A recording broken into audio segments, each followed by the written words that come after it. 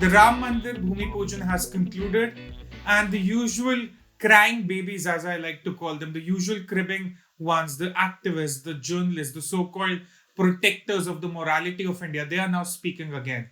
They're back to spewing venom as they always do. So I'll read out a few tweets before I get to the real issue. And you can probably leave us in the comments the names you think made these tweets. And they were actual tweets, no parodies as such. So I'll read out a few tweets. One of the editors of a leading digital outlet says, this the country my ancestors fought for? Just can't recognize my country anymore. Hashtag 5th August. Then there's one very renowned journalist, as we all know him. My take on Ram Mandir Nirman: this is a time for introspection, not celebration. Interfaith harmony must begin by prosecuting those responsible for the demolition. Build a mandir, but who will build a better, more harmonious India? That's one. Then, cry my beloved pluralistic India. That was another tweet that came out.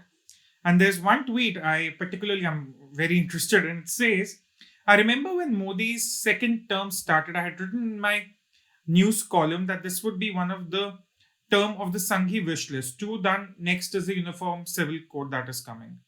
So these were the kind of tweets. One of the tweets was a 3-word tweet, our collective shame. I don't know who she refers to our here, but that's what she said.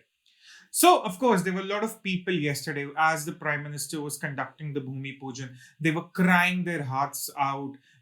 All those crocodile tears were being shed on TV and today in the newspapers that secularism has died, that India's pluralism is dead, that suddenly India's minorities are in some danger. And this is not just about the journalists or the activists. Some woke individuals, some woke millennials on Instagram and Snapchat and other platforms, on even Twitter, they were like, do not count us in one of the 130 crore people who you claim to have built the Ram Mandir for.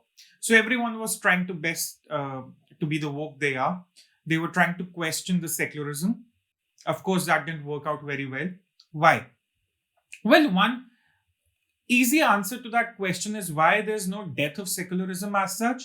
But this wasn't something that was imposed on the country. The Prime Minister, if he wanted an executive order, could have been signed, the temple could have been built, a lot of alternate things could have been taken. But for the last 6 years or the last 5.5 years until the judgment was announced, the Modi government was there. The Hindu nationalist government, as many like to call it, was there. And yet they let the legal process continue. All the parties were given a fair chance to make their point, to put forward their perspective, the mosque or the temple, whatever it was, all parties were given an equal opportunity. The judgments were perhaps being delayed after one point of time, but even then, every party was given enough time to put forward their perspective. And when the Supreme Court finally announced its unanimous judgment, you got the temple. So I don't see where the problem of imposition or Hindu nationalism or all these stupid tweets is really. But then I want to answer a few questions today. I really want to talk about some questions and I'll take them one by one because all of people around, they have this habit of crying that morality is in danger, from your stand-up comedians to your Lutyens journalists and a lot of other people. So I'll take questions one by one pertaining to the tweets I saw today in the morning and yesterday after the Bhoomi Pujan. The first thing that people came up, the woke millennials came up was this was not my country. This do not count me in the 130 crore people. Well, it seems to answer them first of all, which country should we count you in? Should we count you in Pakistan, where it's almost a crime to be a Sikh or a Hindu, where your daughters, your sisters, your mothers, they're kidnapped, forcefully converted, married off, or worse, even raped? Which country do you want to be counted in? Do you want to be counted in Bangladesh, where Hindus' exodus has been one of the largest since 1971 and continues until this day? Do you want to be counted in Afghanistan, where Sikhs were killed very, very recently and the violence against any other minority community apart from the Muslims, it's rampant? Do you want to be counted in these countries? Perhaps you want to be counted in Yemen or in Syria, where the religious tolerance is almost nil. Where do you want us to count you in? Or are you inspired by those Kagaz Nahi Dikhayenge poems? Because if you are, where is your point? Which country do you want to really be counted in? If India is not pluralistic enough for you because of one temple that was built after 492 years of struggle, civilizations also don't last that long, but the wait for that temple lasted that long.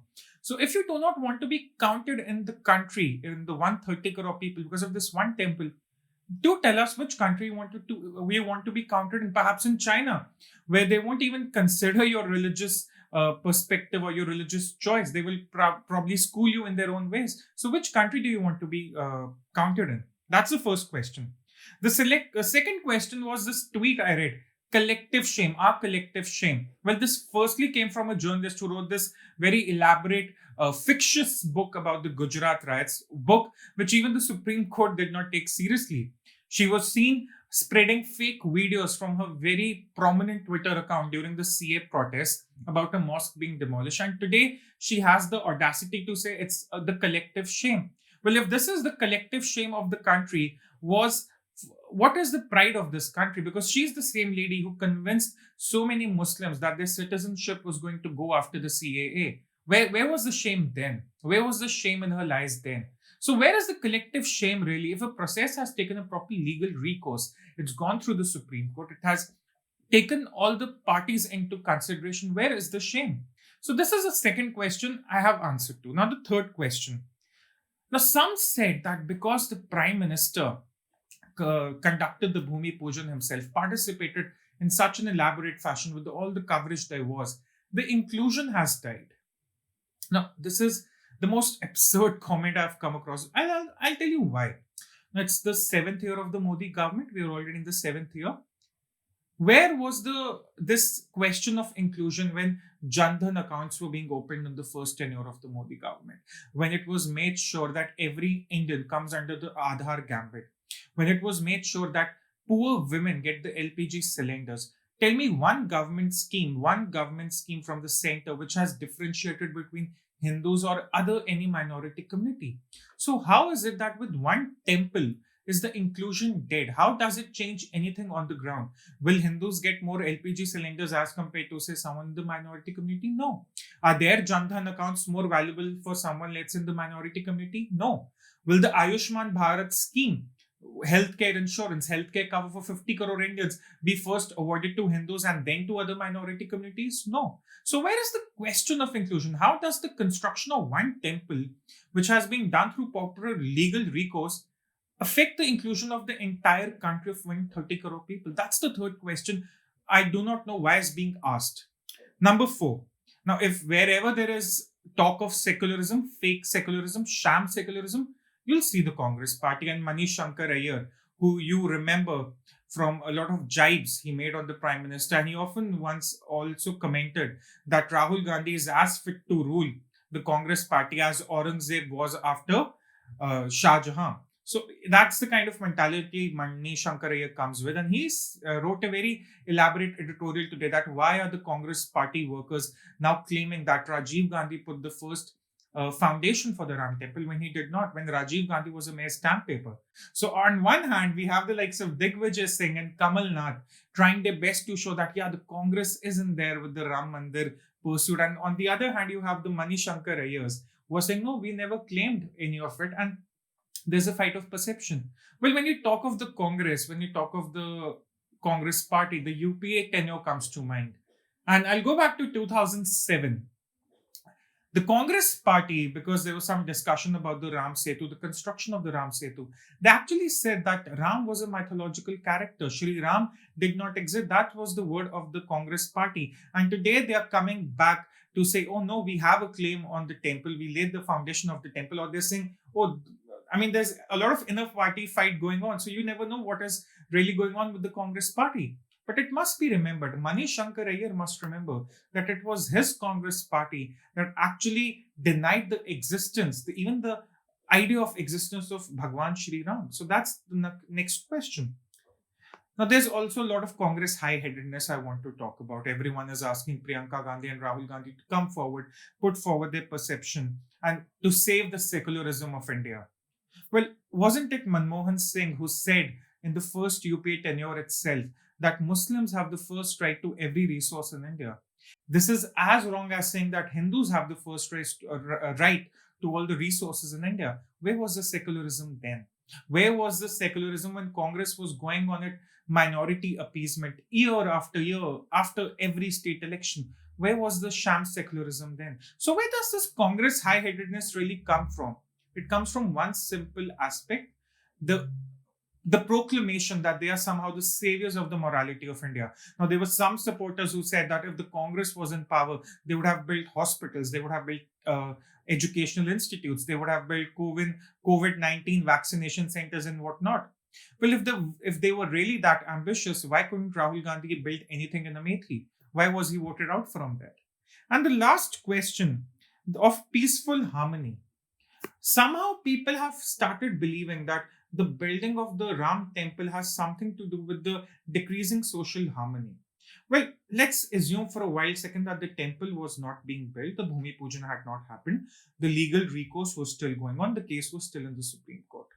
Now, peaceful harmony is something that works both ways. Only Hindus cannot be held responsible for maintaining the communal harmony. It's something all the minorities have to do together. It's not like you maintain friendship with one person and they do not maintain it back. You won't be called friends then. So where is this question of communal harmony coming from? But let's assume for a second that the case was still in the Supreme Court. Will the minority community, which has places of worship on Kashi temples and temples in uh, Ayodhya, they would have come forward and let go of the mosques. Would have let go of the spaces where forcibly mosques have been constructed over temple spaces. Would they come forward and give away the space wrongfully acquired by the rulers in the past? We did not see that happening. Let's talk about secularism a bit more. What did we see in Pakistan, where thousands and thousands of temples have vanished? No signs of them remain. What happened in Bangladesh? What happened to the Buddha statues in Afghanistan? Where was the communal harmony? Where was the question of communal harmony then? Why are Hindus always made to, always asked to maintain that communal harmony? That's the final question I want to leave these sham secularists with. Now, this is one aspect which has been a lot of questions have been raised around. Now, to simply conclude, every religion has its own central place of worship. We have the Vatican, we have the Makkah, Medina, we have all these places of worship, and rightfully so. For 492 years, for almost 500 years, Hinduism existed without its own place of worship, without its central feature. Today, when Ram has finally come home to Ayodhya, when the temple construction has begun, some people have a problem, even after 492 years of wait.